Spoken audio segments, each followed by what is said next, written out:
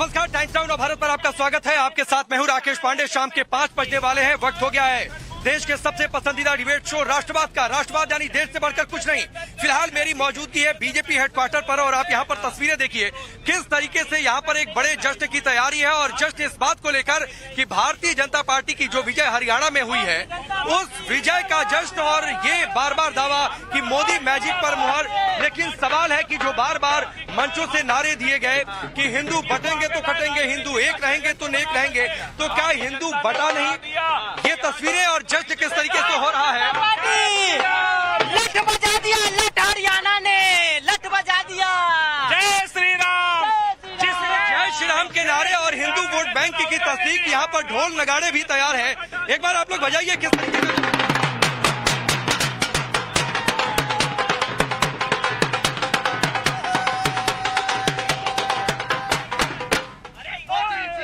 तो कौन सा मोदी जी वाह, मोदी जी हरियाणा जीत गया है।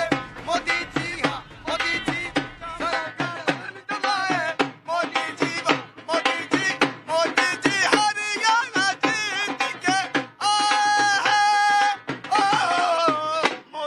चलिए जश्न की तस्वीरें दिखाएंगे। पहले की रिपोर्ट देखिए फिर डिबेट की शुरुआत करेंगे।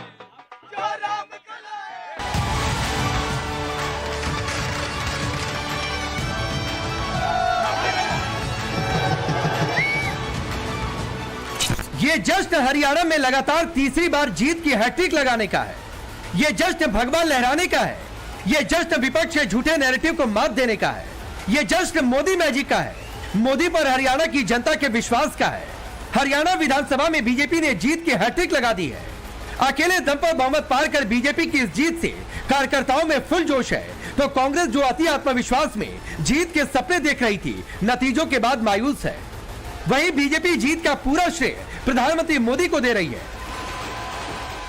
लोकतंत्र की जीत हो गई है। करारा जवाब उस रॉकेट को है जो लॉन्च नहीं होता है और कहता है कि भारत का लोकतंत्र खत्म हो गया है।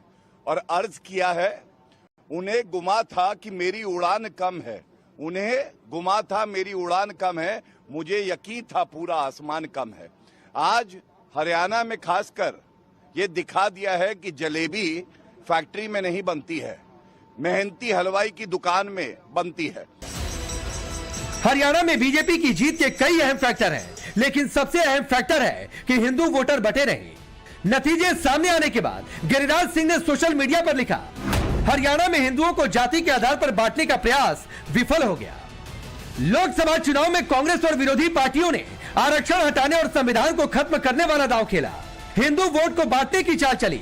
लोकसभा चुनाव में कांग्रेस का दांव चल गया, लेकिन हरियाणा की जनता ने कांग्रेस के इस दांव को नकार दिया। एक मुश्त हिंदू वोटरों ने बीजेपी की झोली में वोट कर दिया। हरियाणा में 27% जाट है, 73% गैर जाट वोटर है। गैर जाटों में ओबीसी 34%, दलित 20.5%, ब्राह्मण और पंजाबी 7-7%, वैश्य 3% और राजपूत 1.5% है। लोकसभा चुनाव के नतीजों से सबक लेते हुए बीजेपी ने सूबे की सबसे बड़ी आबादी यानी ओबीसी पर फोकस किया। ओबीसी समाज से आने वाले नायब सिंह सैनी को मुख्यमंत्री बनाया। साथ ही चुनाव में 24 ओबीसी उम्मीदवार भी उतार दिए, जबकि कांग्रेस अति आत्मविश्वास में रही। हरियाणा चुनाव का रिजल्ट आ चुका, जम्मू कश्मीर का भी आ चुका।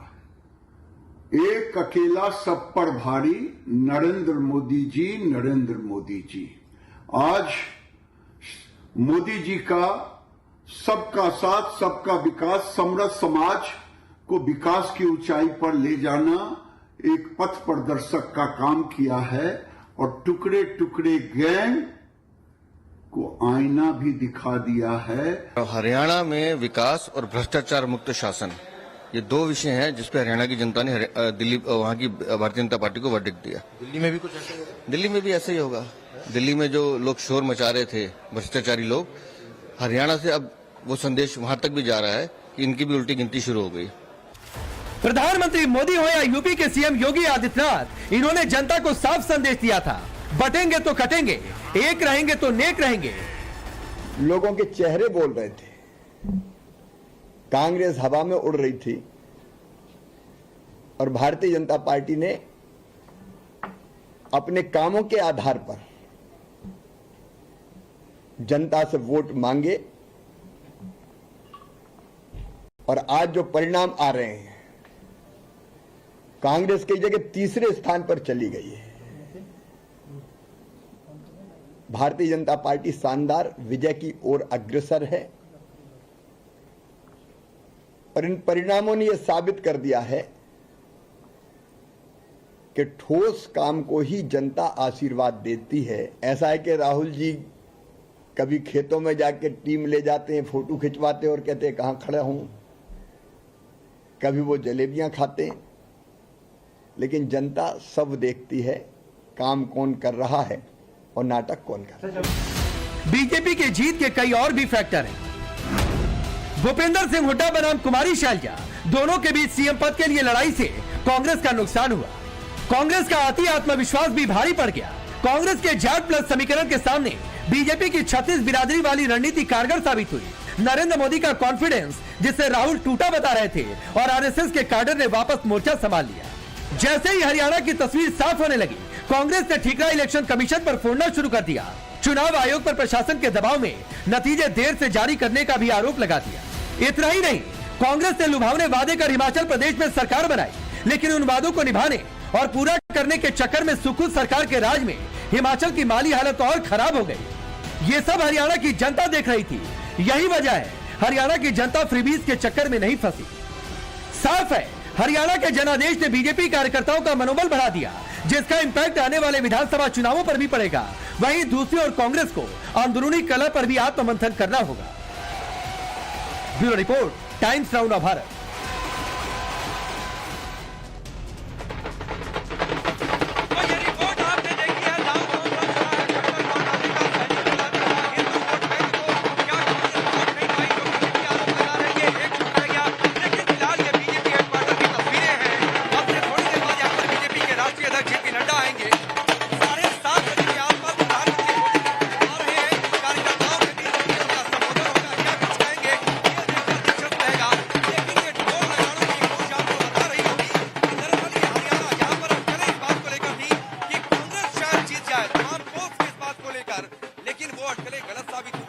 नतीजा ये निकला कि बीजेपी सरकार बनाने जा रही है।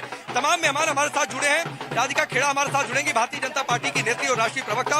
अवनीश अवस्थी जी पॉलिटिकल एनालिस्ट के तौर पर, जगदीश शर्मा जी कांग्रेस पार्टी के नेता, प्रेम कुमार जी वरिष्ठ पत्रकार हैं और न्यवन शर्मा आम आदमी पार्टी के नेता और प्रवक्ता हैं। आप सभी का बहुत बहुत स्वागत है। जगदीश जी, आपसे शुरू कर रहा हूँ। सुबह 6 बजे ढोल बजा रहे थे, वो ढोल तो फट गया, यहाँ पर ढोल बज रहा है बीजेपी हेडक्वार्टर में।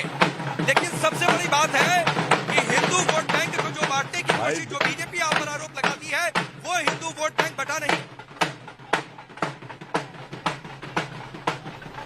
राकेश पांडे जी अभी गिरिराज मनीषा जिनके कह रहे थे एक अकेला सब पर भारी, बिल्कुल ठीक कह रहे थे। एक अकेला किसान पर भारी, महंगाई पर भारी, जनता पर भारी, किसान पर भारी। मैं समझता हूं एक अकेला पूरे भारत पर भारी है। हर आदमी लाचार और मजबूर है। ये कोई जीत नहीं है उनकी। कैसे लूटे सब जानते हैं। आपके चैनल वाले भी, सभी मोदी के चैनल वाले कल तक तो कांग्रेस के लिए खुशियां मना रहे थे। क्या उनका अनुभव भी फेल होगा था? कहीं ना कहीं मैं समझता हूं ये खेल चल रहा है। जो 11 बजे से 2 बजे तक चुनाव को रोक देना और जिस तरह का माहौल बना दिया है, कहीं ना कहीं ये वो उदित राज जी ठीक कह रहे हैं। ये ईवीएम की सरकार है, ईवीएम से हर बार जीतती है और ये सबको समझ में आ रहा। अब तो हरियाणा जीतने के बाद इनमें उनके चेहरे पर वो खुशी नहीं है जो एक सच्ची जीतने वाले खिलाड़ी के। आपने सुनी होगी, दिल बहलाने के लिए गालिब ख्याल अच्छा है। अब तो सोचिए कि जब सब पोल आपके पक्ष में थे, उसके बाद यही तो जनता जनार्दन होती है कि कब किसको ऊपर उठा दे, कब किसको नीचे कर दे। आप अभी भी कह रहे हैं, आप मानने को तैयार नहीं है, तो सर क्या करेंगे? आप ये मानने को तैयार नहीं है कि हिंदू वोट बैंक बटा नहीं, आप ये मानने को तैयार नहीं है कि आपके अंदर की जो गुटबाजी थी वो भारी पड़ गई। मैं इसलिए मानने को तैयार नहीं हूं। मेरे 2 दोस्तों ने 3 दिन पहले बता दिया था, जो एक तो बहुत अमित शाह के नजदीक है और एक मोदी के, कि कांग्रेस की 35 से ज्यादा सीट नहीं आएगी। मैं हैरान था कि ऐसे कैसे कह रहा है और रिजल्ट सामने आ गया। कहना कि खेल शायद आप लोगों को समझ में नहीं आ रहा, देश को समझ में आ रहा कि देश को दोनों हाथों से कैसे लूटा जा रहा है। बताइए क्या काम अच्छा कर दिया मोदी जी ने कि मोदी जी को जनता ने वोट दे दी, किसान मार दिया, महिला बहन बेटी मार दी, महंगाई बढ़ा दी। प्लीज एक आपसे गुजारिश है कि हार जाइए तो हार को स्वीकार करिए सर। जनता का मजाक मत उड़ाइए कि जनता ने वोट नहीं दिया तो हम गाली देना शुरू कर देंगे या फिर दोष देना। 12 साल से ये मत करिए। राधिका खेड़ा जुड़ गई है क्या? तो जनता हारी है। ना तो जनता हारी और ना हमारे हैं, लेकिन झूठ चल रहा है। एक झूठे आदमी को भगवान बनाया जा रहा है। कांग्रेस या किसी भी पार्टी के हारने का ये मतलब नहीं होता है कि जनता हार गई है। हम नहीं ये मत कहा करिए अवनीश जी, ये कोई मतलब नहीं कि हम हार गए तो जनता हार गई, कांग्रेस पार्टी हार गई तो जनता हार गई। हरियाणा के चुनाव को लेकर पूरे देश में चर्चा है। हरियाणा के चुनाव को लेकर पूरे देश में चर्चा। ये चल क्या रहा है?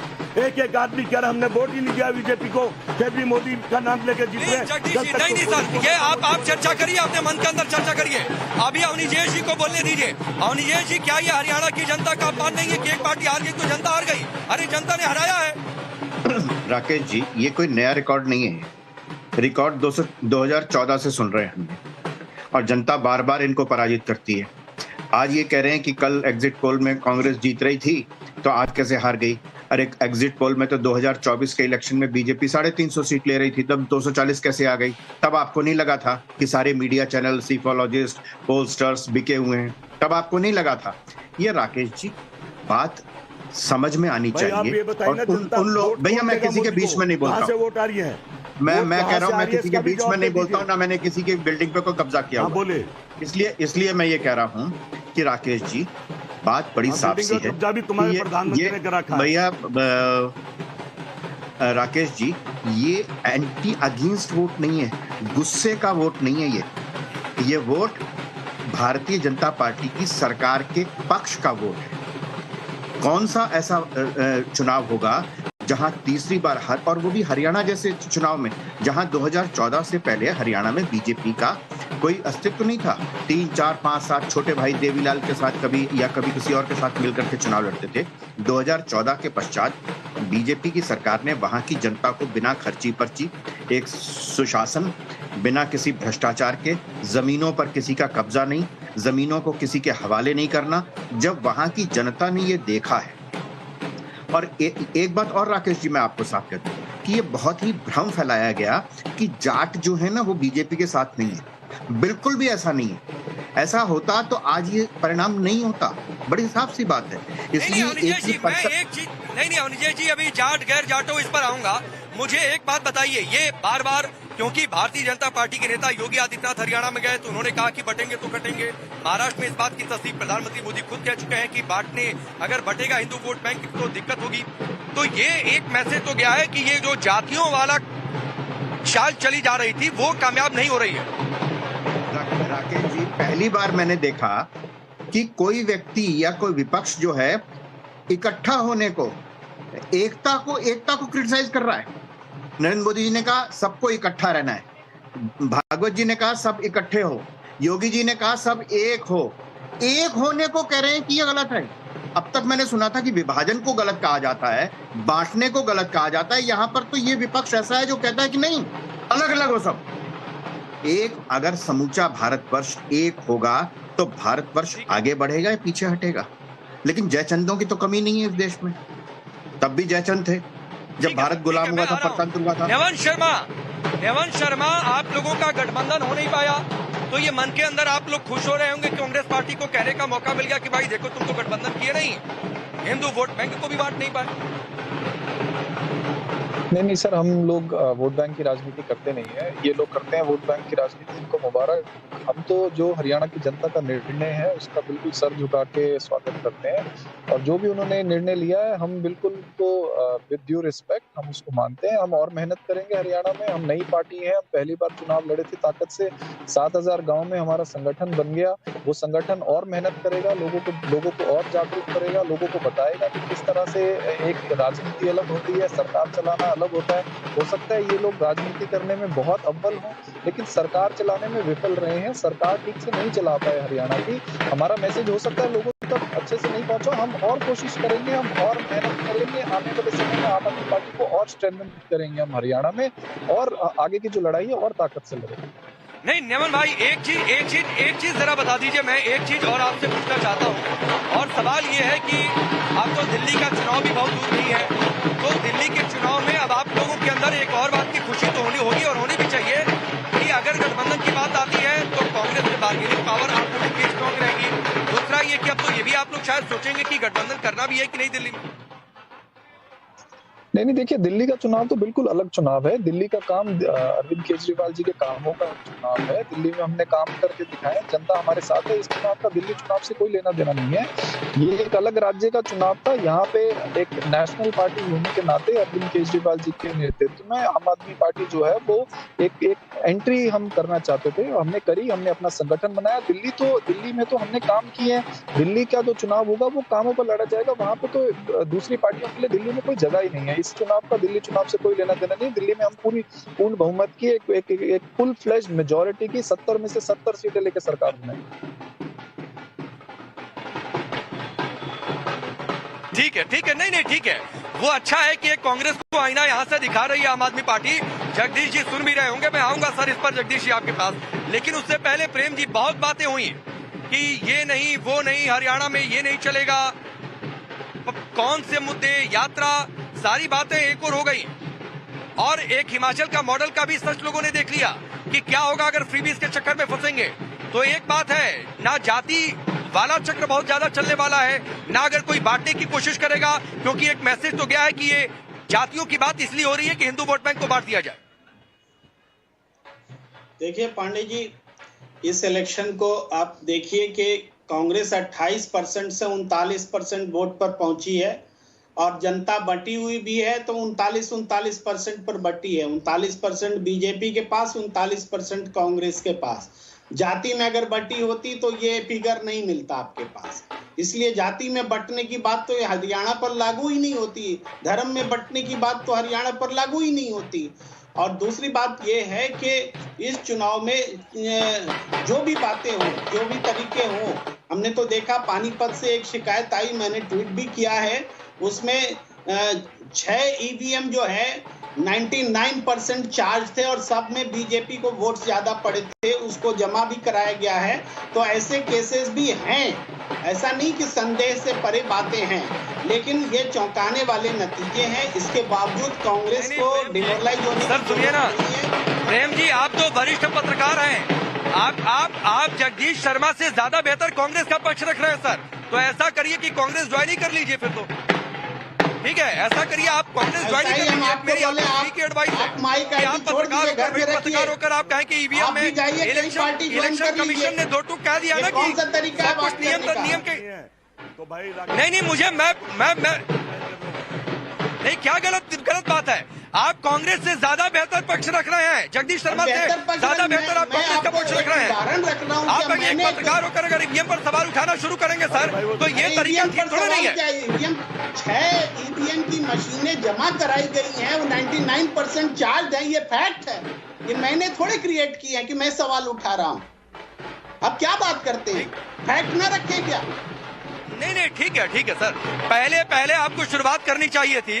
ठीक है सर, ठीक है, वो जनता देख रही है कि कौन पत्रकारिता कर रहा है और कौन क्या कर रहा है। लेकिन मैं राजीव जेटली जी, ईवीएम की बात आ गई, जनता हार गई है, ये भी कांग्रेस पार्टी कहने लगी है। तो ये सारी बातें कही जा रही हैं, बजाय इसके कि वोट बैंक को बातचीत कर लिया जाए। बांटने की कोशिश कर रहे थे, बांट नहीं पाए, इस पर जवाब दिया जाए।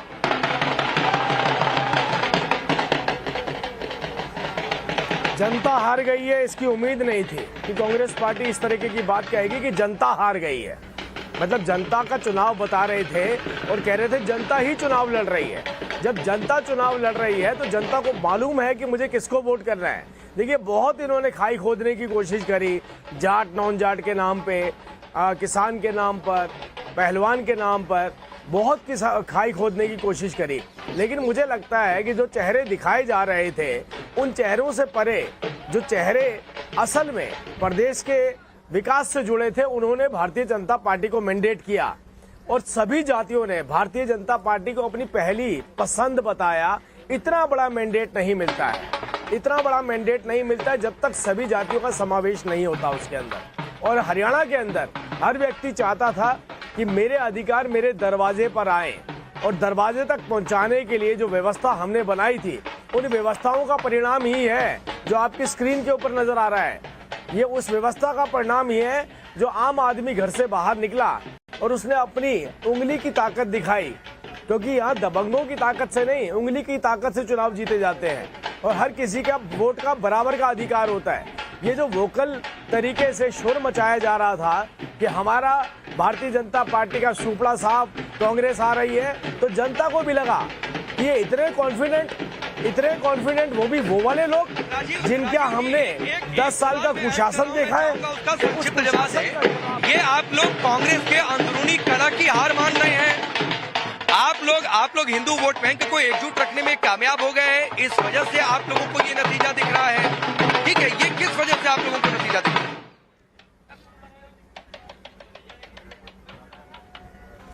सबसे पहली वजह जो नतीजे की है वो देश के प्रधानमंत्री नरेंद्र मोदी जी के प्रति आस्था रखने वाला, हर छोटी से छोटी गली में रहने वाला, छोटी से छोटी कॉलोनी में रहने वाला, गांव में रहने वाला, शहरों की हाई राइज बिल्डिंग में रहने वाला, अरे भाई वो किसी से बात नहीं करता है, वो महसूस करता है कि इस प्रदेश के अंदर किस तरीके का बदलाव, इस देश के अंदर किस तरीके के बदलाव हुए हैं।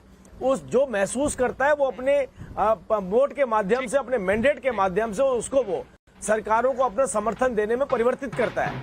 तो पहला जो वजह है वो देश के प्रधानमंत्री और उन्हीं की नीतियों के वाहक के रूप में जो काम अभी नायब सिंह सैनी हमारे मुख्यमंत्री जी ने करके दिखाया, वही कहीं ना कहीं आपको रिजल्ट की फॉर्म में नजर आ रहा है।